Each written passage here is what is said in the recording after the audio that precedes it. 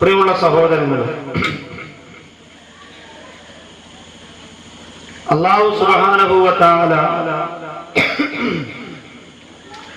ദുനിയാവിൽ പടച്ച സൃഷ്ടിചരാചരങ്ങളിൽ ഏറ്റവും അധികം ശ്രേഷ്ഠവാനായി പടച്ചതാണ് മനുഷ്യർ എന്ന് പറയുന്നത്.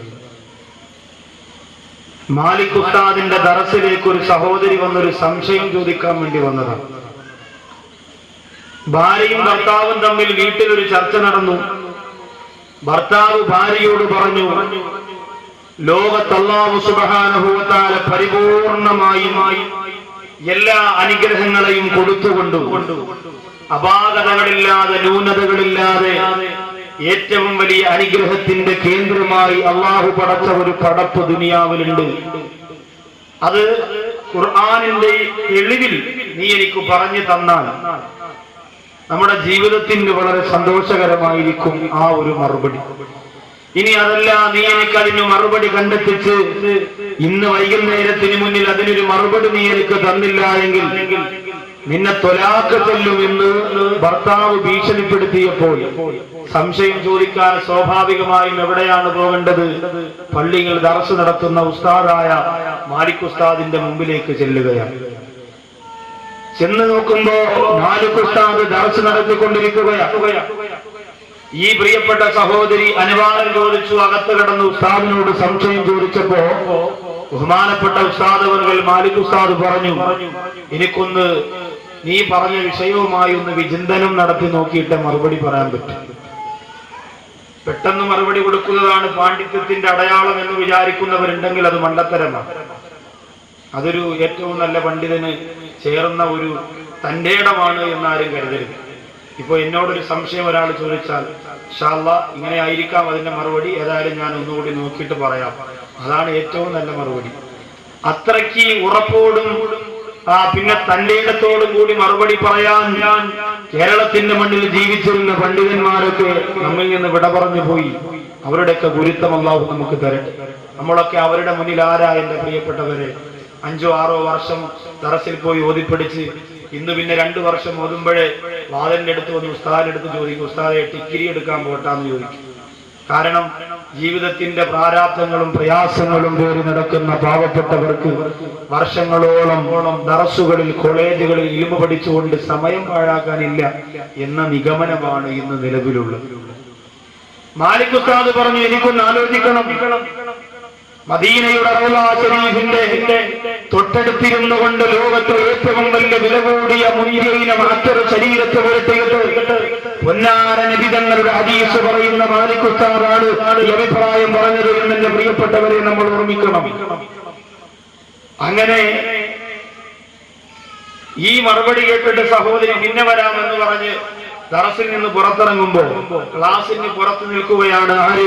ബഹുമാനപ്പെട്ട ഇമാമുന ശാഫിഈ റഹിമഹുല്ലാഹ്. നല്ല ബുദ്ധിയാണ്, നല്ല കഴിവാണ്. അല്ലാഹു സുബ്ഹാനഹു വ തആല ചിലർക്ക് അങ്ങനെ വാരിക്കോരി കൊടുക്കും. ചില കുഞ്ഞു മക്കൾക്കൊക്കെ എന്തോ ഒരു വലിയ ഓർമ്മശക്തിയാണ്. ബുദ്ധിശാലികളായ മക്കളാക്കി നമ്മുടെ മക്കളെ നാഥൻ മാറ്റട്ടെ. ശാഫി ഇമാമ് ആ സഹോദരിയോട് പറഞ്ഞു, എന്റെ പെങ്ങളെ, എന്റെ പ്രിയപ്പെട്ട ഗുരുനാഥനോട് ചോദിച്ച ചോദ്യത്തിലുള്ള മറുപടി അദ്ദേഹം കുറച്ചു നേരം വിചിന്തനം നടത്തിയിട്ട് മറുപടി പറയാമെന്ന് പറഞ്ഞെങ്കിൽ ആ പറയാൻ പോകുന്ന മറുപടി എന്തെന്ന് എനിക്കറിയാം, ഞാൻ പറഞ്ഞു തരട്ടെയോ? അത് പറയുന്നത് വരെ കാത്തിരിക്കാൻ ക്ഷമ കുറവാണെങ്കിൽ അതിനുള്ള മറുപടി ഞാൻ പറഞ്ഞു തരട്ടെയോ എന്ന് ബഹുമാനപ്പെട്ട ശാഫി ഇമാം എന്ന കൊച്ചുകുട്ടിയാണ്. ശാഫി ഇമാം ആരോട്? ഈ സഹോദരിയോട് പറഞ്ഞു. അത് പറഞ്ഞു തരാൻ ആ സഹോദരി സമ്മതം മൂടിയപ്പോ അല്ലാഹുവിന്റെ പരിശുദ്ധ ഖുർആൻ വത്തീനി വസ്സൈതൂൻ വതൂരി സീനീൻ വഹാദൽ ബലദിൽ അമീൻ ലഖദ് ഖലഖനൽ ഇൻസാന ഫീ അഹ്സനി തഖ്വീം. അല്ലാഹുവിന്റെ പരിശുദ്ധ ഖുർആൻ എടുത്തുകൊണ്ട് ബഹുമാനപ്പെട്ട ശാഫി ഇമാം പ്രിയപ്പെട്ട സഹോദരിയോട് പറഞ്ഞു കൊടുക്കുകയാ, അള്ളാഹു സത്യം ചെയ്തു പറഞ്ഞ മഹത്താര വസ്തുക്കളെടുത്ത് മുമ്പ് വെച്ചുകൊണ്ട് ആ സത്യത്തിന്റെ ഉള്ളടങ്ങുന്ന രഹസ്യങ്ങൾ പറഞ്ഞു കൊടുത്തുകൊണ്ട് അത്രയും വലിയ ഒരു സത്യം ചെയ്തുകൊണ്ട് അള്ളാഹു പറഞ്ഞതെന്തെന്നറിയോ? അള്ളാഹുവിന്റെ ലഖദ് ഖലഖനൽ ഇൻസാന ഫീ അഹ്സനി തഖ്വീം. ലോകത്തല്ലാഹു പടച്ച പറവകളിൽ, ലോകത്തല്ലാഹു പടച്ച ജന്തുക്കളിൽ, ലോകത്തല്ലാഹു പടച്ച ജീവജാലങ്ങളിൽ, സൃഷ്ടിചരാചരങ്ങളിൽ ഏറ്റവും അധികം ഉത്കൃഷ്ടമായത്, ഏറ്റവും അധികം പരിപൂർണമായത് അത് മനുഷ്യനാണെന്ന് പരിശുദ്ധ ഖുർആൻ. ആ പരിപൂർണമായ സൃഷ്ടികളാണ് ഞാനും നിങ്ങളും. ആ മനുഷ്യരായ പരിപൂർണരായ സൃഷ്ടികളാണ് ഞാനും നിങ്ങളും. അള്ളാഹു നമുക്ക് വാരിക്കോരി എന്തെല്ലാം അനുഗ്രഹങ്ങൾ തന്നു. ഒരു ജീവിക്കും കഴിവില്ല നോക്കാൻ മനുഷ്യനു മാത്രം റബ്ബ് ചെയ്ത തകർമാ. ലോകത്തൊരു ജീവജാലങ്ങൾക്കും ആകാശത്തിലേക്ക് നോക്കാനുള്ള കഴിവ് അള്ളാഹു കൊടുത്തിട്ടില്ല. മനുഷ്യരായ നമുക്ക് മാത്രമേ അള്ളാഹു തന്നിട്ടുള്ളൂ. മനുഷ്യരായ നമുക്ക് മാത്രമേ അള്ളാഹു ആകാശത്തിലേക്ക് നോക്കാനുള്ള കഴിവ് തന്നിട്ടുള്ളൂ. ഒരു മനുഷ്യൻ ആകാശത്തിലേക്ക് നോക്കിയാൽ 10 ഗുണങ്ങൾ അവനുണ്ടാകുമെന്ന് അൽ ഹിക്മത്തു ഫീ മഖ്ലൂഖാത്തില്ല എന്ന ഗസാലി ഇമാമിന്റെ കിതാബിനകത്ത് കാണാം. അതിൽ ഒന്നാമത്തത് യൻസിഹു അൻഹുൽ ഹമ്മ വൽ ഗമ്മ, അവന്റെ സങ്കടവും ദുഃഖവും അള്ളാഹു മാറ്റിക്കൊടുക്കും ആകാശത്തിൽ നോക്കിയാൽ എന്ന് പറഞ്ഞ് ഭർത്താവ് അടിച്ചെന്നും പറഞ്ഞ് ആകാശത്തിൽ നോക്കി മെയിൻ റോഡ് വഴിയെ നടന്നങ്ങ് പോകരുത്. ടിപ്പർ റളിയല്ലാഹു അൻഹു ഒന്ന് കയറി ഇറങ്ങി. അള്ളാഹു കാക്കട്ടെ. ആകാശത്തിൽ നോക്കാനുള്ളത് റോഡിൽ നടന്നു പോകുമ്പോഴും ബൈക്ക് ഓടിക്കുമ്പോഴും അല്ല. വീടിന്റെ അകത്ത് വൈകുന്നേരം ടെറസിന്റെ മുകളിൽ ഒരു വെറും ചായക്ക് കട്ടൻ ചായ അല്ലേ? വെറും ചായ എന്ന് പറഞ്ഞ പ്രശ്നമാണ്. വെറും ചായ മാത്രം തരും, ഭക്ഷണം തരില്ല. ഒരു സ്ഥലത്ത് പോയപ്പോ എന്റെ എന്ത് വേണം? ഞാൻ പറഞ്ഞു വെറും ചായ മതി. ആ ശരി ഉസ്താദ്. എല്ലാവർക്കും നല്ല അടിപൊളി ഭക്ഷണം, എനിക്ക് മാത്രം ഒരു ഗ്ലാസ് ചായ. ഉസ്താദല്ലേ പറഞ്ഞു വെറും ചായ എന്നാ, അതുകൊണ്ട് ഇവിടെ കട്ടൻ എന്നായിരിക്കും ഉപയോഗിക്കുന്നത്. അപ്പോ അത് കട്ടൻ ചായ കുടിച്ച് അല്ലെങ്കിൽ ചെറിയ പരിപ്പൂടൊക്കെ കടിച്ച് രാത്രി വൈകുന്നേര സമയങ്ങളിൽ ഇങ്ങനെ കാറ്റുകൊണ്ട് ടെറസിന്റെ മുകളിൽ ഭർത്താവ് കാട്ടിച്ചിരി നുണയൊക്കെ പറഞ്ഞിരിക്കുന്ന സമയം, ആ സമയത്ത് ആകാശത്തിലേക്ക് നോക്കിയാൽ കുഴപ്പമൊന്നുമില്ല, അറാഹത്തായിട്ട് നോക്കിക്കൊണ്ടിരിക്കാം. അച്ഛാ അങ്ങോട്ട് നോക്കി സങ്കടം മാറി, ദുഃഖം മാറാം, പ്രയാസം മാറാം. ബാക്കി 9 കാര്യങ്ങളുണ്ട്, അത് വേറെ നമ്മുടെ വിഷയത്തിൽപ്പെട്ടത്. അപ്പൊ ആകാശത്തിലേക്ക് നോക്കാനുള്ള കഴിവ് അല്ലാഹു സുബ്ഹാനഹു വ തആല മനുഷ്യന് മാത്രമാണ് കൊടുത്തിരിക്കുന്നത്. അങ്ങനെ ഒരു കഴിവുള്ളത് കൊണ്ട് നമ്മുടെ പ്രിയപ്പെട്ട കുഞ്ഞു മക്കൾക്ക് ചോറ് കൊടുക്കാൻ വേണ്ടി പ്രിയപ്പെട്ട ഉമ്മമാര് മക്കളെടുത്ത് ഒക്കത്ത് വെച്ച് മക്കളെ അങ്ങോട്ട് നോക്കിയേ, അമ്പിളിയമ്മാവനെ നോക്കിയേ എന്ന് പറഞ്ഞ് അമ്പിളിയമ്മാവനെ കുഞ്ഞു മക്കൾ നോക്കുമ്പോ വാ തുറക്കും അറിയാതെ ആ മരുമോള് കുറച്ച് ചോറ് ഇങ്ങനെ കുഞ്ഞിന്റെ വാക്കിയകത്ത് വെച്ചു കൊടുക്കും. മാമി കാണാതെ കുറച്ച് മരുമോളും മണി കൊടുക്കും. അങ്ങനെയാണല്ലോ പതിവ്. ആകാശത്തിലേക്ക് നോക്കി കുഞ്ഞു മക്കൾക്ക് ഇടാൻ വേണ്ടി ചോറിടുമ്പോ,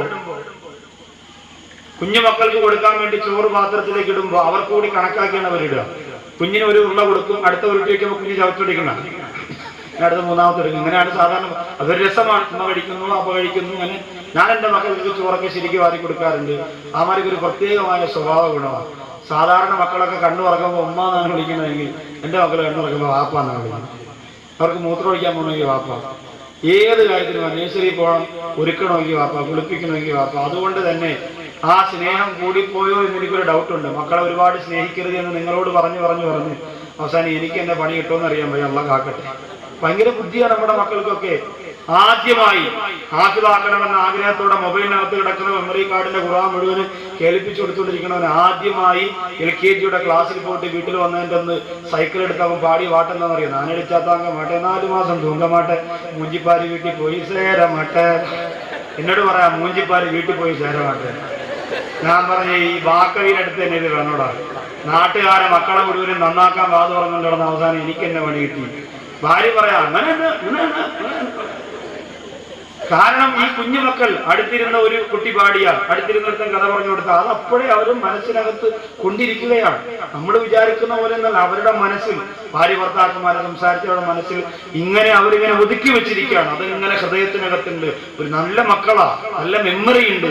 ആ മെമ്മറിയിലേക്ക് നമ്മൾ നന്മ മാത്രം നിറച്ചു കൊടുക്കുക. അള്ളാഹു തൗഫീഖ് തരട്ടെ. അപ്പൊ ആകാശത്തിലേക്ക് നോക്കാനുള്ള കഴിവ്, ചിരിക്കാനുള്ള കഴിവ്, ചിന്തിക്കാനുള്ള കഴിവ്, ഇങ്ങനെ എത്രയോ അത്ഭുതകരമായ കഴിവ് അല്ലാഹു സുബ്ഹാനഹു വ തആല കൊടുത്തിരിക്കുന്ന ഈ മനുഷ്യന് മാത്രമാണ്. ബഹുമാനപ്പെട്ട സൈനുദ്ദീൻ മഖ്ദൂം തങ്ങൾ ഒരിക്കൽ തന്റെ ഇബാദത്തിന് പുറകെ അദ്ദേഹം ദുആരക്കുകയാണ്, അല്ലാഹുമ്മ അഹീനി ഇൻസാനാ വഅമിത്നി ഇൻസാനാ, എന്നെ ഒരു മനുഷ്യനായിട്ട് ജീവിപ്പിക്കണേ അല്ലാഹ്, എന്നെ ഒരു മനുഷ്യനാക്കി മരിപ്പിക്കണേ അല്ലാഹ്. ഒരു മനുഷ്യനായിട്ട് ജീവിപ്പിച്ച് മനുഷ്യനായിട്ട് മരിപ്പിക്കണേ. പുറകിലിരിക്കുന്ന ശിഷ്യന്മാർക്ക് സംശയം, നമ്മുടെ ഉസ്താദ് അങ്ങനെ ജുമയ്ക്ക് ദുആ ചെയ്താൽ എപ്പോ പള്ളി അടിയുണ്ടെന്ന് ചോദിച്ചാൽ ഇങ്ങനെ പിന്നെ മനുഷ്യനല്ല മൃഗവോ? അല്ലാഹുവേ ഞങ്ങളെ എല്ലാവരെയും മനുഷ്യരാക്കണേ അല്ലാഹ്. കൊണ്ടിരിക്കുന്നത് പറയും ആമീൻ പറഞ്ഞൂടെ അളിയാ, ഇത് എന്തുകൂടി പറയണേ? മനുഷ്യൻ അത് സ്വാഭാവികമായി ചിന്തിക്കുമ്പോൾ നമുക്ക് തോന്നും നമ്മളാരും മനുഷ്യരല്ലേ. സൈനുദ്ദീൻ മഖ്ദൂം ഞങ്ങളുടെ അടുത്ത് ചോദിച്ചപ്പോൾ അദ്ദേഹം പറഞ്ഞു, നിനക്ക് മനുഷ്യനെ കാണണമെങ്കിൽ ഞാനൊരു ദിക്ർ പറഞ്ഞു തരാം. ആ ദിക്ർ 41 ദിവസം ചൊല്ലു. 41 പരിശുദ്ധ ജുമാ ദിവസമാണ്. ആ ജുമയ്ക്ക് നീ പരിശുദ്ധമായ പള്ളിയിലേക്ക് കടന്നു വന്നിട്ട് ഈ ദിക്ർ ചൊല്ലിയിട്ട് കണ്ണടച്ചിരുന്നിട്ട് ആ കണ്ണെന്ന് തുറക്കുമ്പോ ആ പള്ളിക്കകത്തിരിക്കുന്ന മനുഷ്യരെ നിനക്ക് കാണാം. യഥാർത്ഥ മനുഷ്യരെ നിനക്ക് അപ്പോഴാണ് കാണാൻ കഴിയുക എന്ന് പറയുമ്പോ എന്റെ പ്രിയപ്പെട്ടവരെ, സൈനുദ്ദീൻ മഖ്ദൂം തങ്ങൾ അടുത്തിരുന്ന പ്രിയപ്പെട്ട ശിഷ്യൻ പോവുകയാ. ആ പ്രിയപ്പെട്ട ശിഷ്യൻ മടങ്ങിപ്പോയി. 41 ദിവസം വരെ ഉസ്താദ് പറഞ്ഞുകൊടുത്ത മനോഹരമായ ദിക്ർ ചൊല്ലുകയാ.